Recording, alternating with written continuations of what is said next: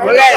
Okey, final Piala Malaysia akhirnya berpihak kepada JDT. Piala akhirnya. So game yang lebih baik daripada final PNFA lah. Lebih baik. Pemain terbaik aku rasa kena bagikan Adam Nur Razlin sebab Adam Nur Razlin main baik malam ni. Aidil Faiman banyak tak lepas. Aku dah ada piala. Tengok. Okey, kulak untuk tahniah untuk JDT. Sampai tersasul.